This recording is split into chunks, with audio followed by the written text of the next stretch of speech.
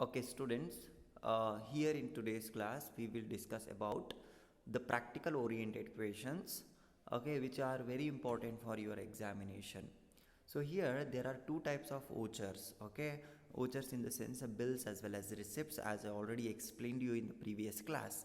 So here vouchers are divided into two, that is a debit voucher and credit voucher.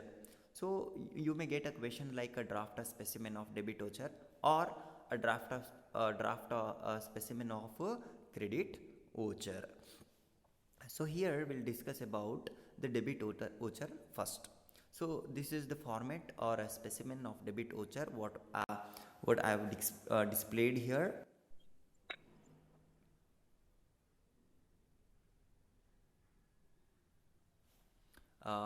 So I think it is audible to you all.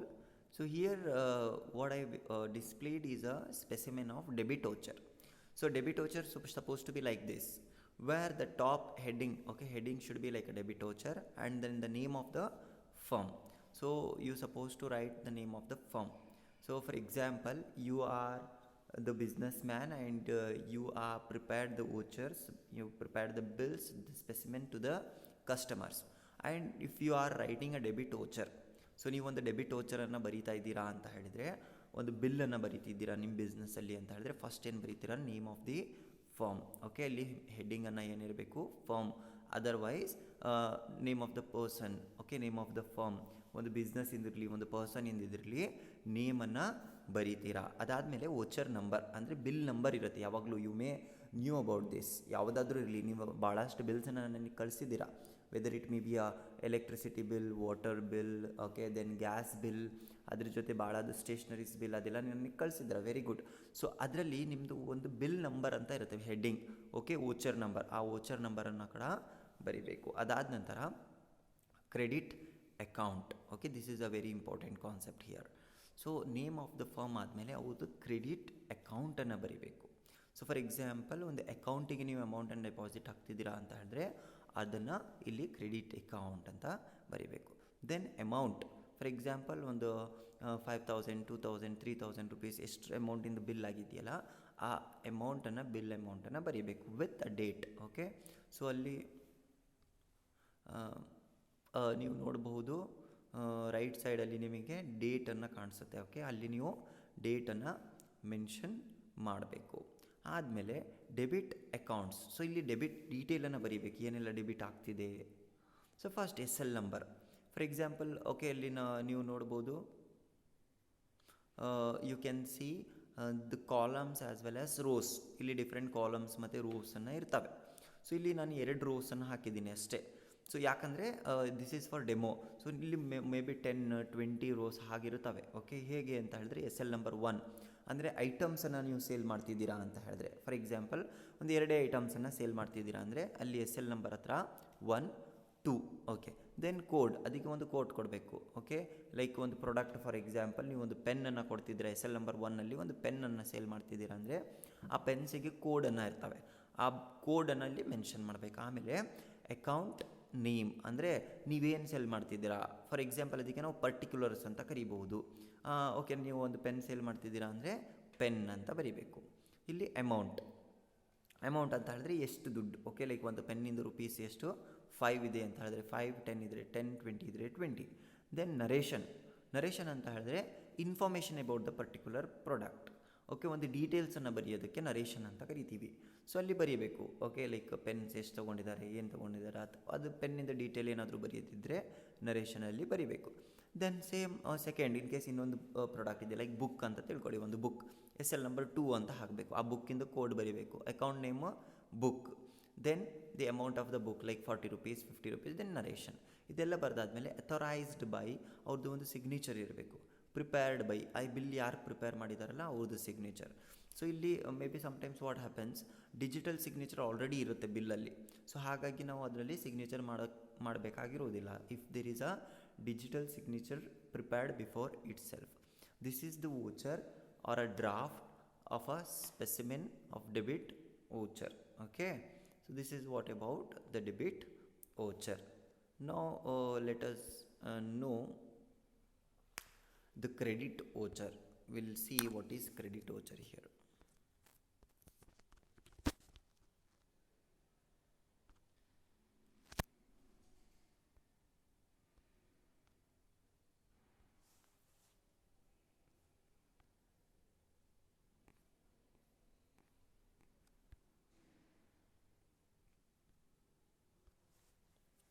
Okay. I think it is visible now for you all. Students, can you? Yes, sir. Okay. Can you tell me what is there on the top of the screen? Credit Yes.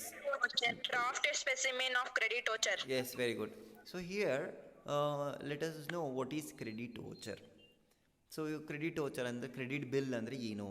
So same as it is. So students ನಿಮಗೆ differences ಗೊತ್ತಿರಬೇಕು, ಇದರಲ್ಲಿ ಏನಿರ್ತವ ಅದರಲ್ಲಿ ಏನಿರುತ್ತೆ ಅಂತ ಹೇಳಿ. So ಅಲ್ಲಿ ನಾವು same okay like ಎಲ್ಲದೂ ಸೇಮ್ ಇರ್ತವೆ, ಬಟ್ ಹೆಡ್ಡಿಂಗ್ ನೋಡಿ ಇಲ್ಲಿ ಕ್ರೆಡಿಟ್ ವೋಚರ್ ಅಂತ ಇದೆ, ರೈಟ್. ಕ್ರೆಡಿಟ್ ವೋಚರ್ ಅಂತ ಇದೆ. ಆಮೇಲೆ name of the firm same as usual, name of the firm or ಪರ್ಸನನ್ನು ಬರೀಬೇಕು. ಅದಾದಮೇಲೆ voucher number as usual. Then debit account ಅಂತ ಇದೆ ಇಲ್ಲಿ.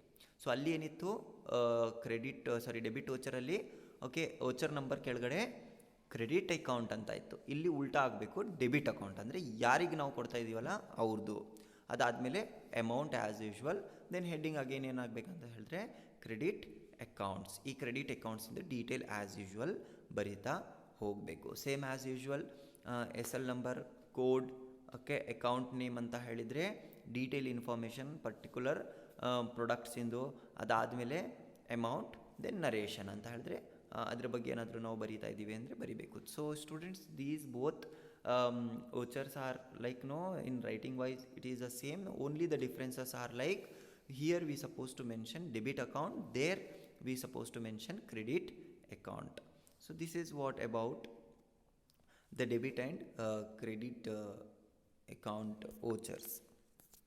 Okay, hope you understood the difference between these two, credit voucher and debit voucher. So from the next class we will go ahead with the practical oriented part where we'll come to know the calculations. So ಅಲ್ಲಿ calculations ಎಲ್ಲ ಮಾಡೋದಿರುತ್ತೆ, ಯಾವ ಥರ ಲೆಕ್ಕ ಎಲ್ಲ ಮಾಡೋದಿರುತ್ತೆ, ನೀವು ಯಾವ ಥರ ಅದನ್ನು ಅಕೌಂಟ್ಸ್ ಕ್ಯಾಲ್ಕುಲೇಟ್ ಮಾಡಬೇಕು, ಅಕೌಂಟ್ಸಲ್ಲಿ ಈಕ್ವೇಷನ್ಸನ್ನು ಯಾವ ಥರ ಐಡೆಂಟಿಫೈ ಮಾಡಬೇಕು, all those things will come to know from next class. Okay, for today till this much we have discussed like about invoices. So if you have any questions based on this credit and debit vouchers, you may ask me a question now. Sir, code what we should write, sir? So for code, okay, I'll give an example for code. So what happens now if okay like if you go for Big Bazaar or if you go for any national market or if you visit to any grocery store, okay, if you have brought something, for example, okay, you have brought one cloth, ಒಂದು ಶರ್ಟನ್ನು ನೀವು purchase ಮಾಡಿದ್ದೀರಾ ಅಂತ ತಿಳ್ಕೊಳ್ಳಿ. If you have your okay if you brought a shirt for you, then you may see the bar code on that shirt. ಆ shirt okay ಶರ್ಟಿಗೆ ಒಂದು bar ಕೋಡನ್ನು attach ಮಾಡಿರ್ತಾರೆ, ಕೋಡ್. ಓಕೆ ಲೈಕ್ ಅದರಿಂದ ನೀವು ಪ್ರೈಸ್ ನೋಡ್ಬೋದು ಎಷ್ಟು ಅಂತ ಹೇಳಿ. ಫಾರ್ ಎಕ್ಸಾಂಪಲ್ ಆ ಪ್ರೈಸ್ ಎಷ್ಟಿದೆ, ಒಂದು 1000 ರೂಪೀಸ್ ಇದೆ. ಹೇಗೆ ಚೆಕ್ ಮಾಡ್ತೀರಾ, ಅದಕ್ಕೆ ಒಂದು ಒಂದು ಸ್ಮಾಲ್ ಸ್ಲಿಪ್ಪನ್ನು ಅಟ್ಯಾಚ್ ಮಾಡಿರ್ತಾರೆ. ಸೊ ಅದರಲ್ಲೇ ಓಕೆ ಕೋಡ್, ಓಕೆ ಆ ಪರ್ಟಿಕ್ಯುಲರ್ ಶರ್ಟಿಂದ ಒಂದು ಕೋಡ್ ಹಾಕಿರ್ತಾರೆ ಅವರು. ಸೊ ಅದಕ್ಕೆ ನಾವು ಕೋಡ್ ಅಂತ ಕರಿತೀವಿ. ಸೊ ಆ ಕೋಡನ್ನು ಏನು ಮಾಡ್ತಾರೆ ಇಲ್ಲಿ ಮೆನ್ಷನ್ ಮಾಡ್ತಾರೆ. ಸಮ್ಟೈಮ್ಸ್ ವಾಟ್ ಹ್ಯಾಪನ್ಸ್, ಆ ಕೋಡ್ ನಂಬರಲ್ಲಿ ಇರೋದಿಲ್ಲ, ಬಾರ್ ಕೋಡ್ ಇರುತ್ತೆ, ಲೈನ್ಸ್ ಇರ್ತವೆ. ಸೊ ಅದನ್ನು ಸ್ಕ್ಯಾನ್ ಮಾಡ್ತಾರೆ, ಬಿಲ್ ಮಾಡುವಾಗ ಸ್ಕ್ಯಾನ್ ಮಾಡ್ತಾರೆ. You may see this. Okay, ಒಂದು ಕ್ಲಾತ್ ಸೆಂಟರ್ಸ್ ಅಥವಾ ಮಾಲ್ಸ್ ಎಲ್ಲ ಹೋಗಿದ್ರೆ ಓಕೆ ಗ್ರಾಸರೀಸ್ ನಾರ್ಮಲ್ ಸ್ಟೋರ್ಸ್ ಮನೆ ಹತ್ರ ಏನಿರ್ತಾವಲ್ಲ ಅಲ್ಲಿ ಲೈಕ್ ಜಸ್ಟ್ ಮೆನ್ಷನ್ ಮಾಡ್ತಾರೆ. ಅವ್ರು ಜಾಸ್ತಿ ಅಷ್ಟು ತಲೆ ಕೆಡಿಸ್ಕೊಳ್ಳೋದಿಲ್ಲ, ಲೈಕ್ ಮೆನ್ಷನ್ ಮಾಡ್ತಾರೆ, ಕೈಯಿಂದ ಮ್ಯಾನ್ಯುವಲ್ ಬರೀತಾರೆ. But like no in some like reputed institutions as well as where they are following all the rules and regulations, ಅಲ್ಲಿ ಏನು ಮಾಡ್ತಾರೆ ಅಂತ ಹೇಳಿದ್ರೆ ದೇ ವಿಲ್ ಸ್ಕ್ಯಾನ್ ಇಟ್, ಅದನ್ನು ಸ್ಕ್ಯಾನ್ ಮಾಡ್ತಾರೆ. ಸೊ ಒಂದು ಅವ್ರ ಹತ್ರ ಬಯೋಮೆಟ್ರಿಕ್ ಟೈಪ್ ಇರುತ್ತೆ, ಅದರಲ್ಲಿ ಅವರು ಏನು ಮಾಡ್ತಾರೆ ಸ್ಕ್ಯಾನ್ ಮಾಡಿದ ತಕ್ಷಣವೇ ಅದೆಲ್ಲದು ಡೀಟೇಲ್ ಇನ್ಫಾರ್ಮೇಷನ್ ಅಲ್ಲಿ ಮೆನ್ಷನ್ ಮಾಡುತ್ತೆ with a bar. So that code is called as bar code over here. Okay, understood? ಅರ್ಥ ಆಯ್ತಾ?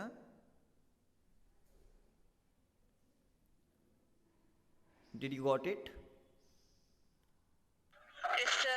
Okay, fine. This is what we called a code. Okay, now any other questions you have based on this?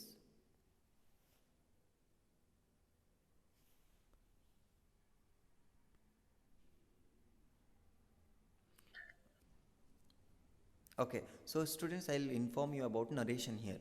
So narration in the sense, if you have brought a new mobile phone of rupees 10,000 or 11,000, so everything they have mentioned here, the SL number 1, code, the code of the mobile phone, then account name in the sense a new mobile phone, Redmi 1 or Redmi 2, then Redmi 9, etc, etc, then amount 11,000, 12,000 or 13,000. Then in narration, okay, about the product they will mention, like no, the number of the battery, or if there is any warranty and guarantee based on this mobile phone, all the details will okay record or mention under the part narration. ಅಲ್ಲಿ ನೆರೇಷನಲ್ಲಿ ಏನು ಮಾಡ್ತೀವಿ, ಏನಾದರೂ ಒಂದು like ಆ mobile ಫೋನಿಗೆ warranty ಇದೆ, guarantee ಇದೆ, like warranty ಯಾವ ಥರ ಅಂತ ಹೇಳಿದ್ರೆ, ಇನ್ ಕೇಸ್ ವಿತಿನ್ 1 ಇಯರ್ ಏನಾದರೂ okay like mobile phone damage ಅಂತ ಹೇಳಿದ್ರೆ, in case like no not physically, for example ಏನಾದರೂ ಸಾಫ್ಟ್ವೇರ್ ಪ್ರಾಬ್ಲಮ್ ಆಯಿತು, ಓಕೆ ಅದರ್ವೈಸ್ ಹ್ಯಾಂಗ್ ಆಗ್ತಿದೆ, ವರ್ಕ್ ಆಗ್ತಿಲ್ಲ, ಸ್ಪೀಕರ್ಸ್ ಹೋಗಿದೆ, ಸೊ ಆ ಸಿಚುವೇಷನಲ್ಲಿ 1 ಇಯರ್ ವಾರಂಟಿ ಇದೆಯಾ, ಸರ್ವೀಸಸ್ ಕೊಡ್ತೀವಿ. ಸೊ ಅದೆಲ್ಲ ಡೀಟೇಲ್ ಇನ್ಫಾರ್ಮೇಷನಲ್ಲಿ ನಾವು ಎಲ್ಲಿ ಮೆನ್ಷನ್ ಮಾಡ್ತೀವಿ ಅಂತ ಹೇಳಿದ್ರೆ under narration. Okay, understood? Yes. Okay, Yes, fine. sir. Okay, have any other questions? Any other questions? Okay, fine. Hope you understood the concept in detail now. Thank you for listening.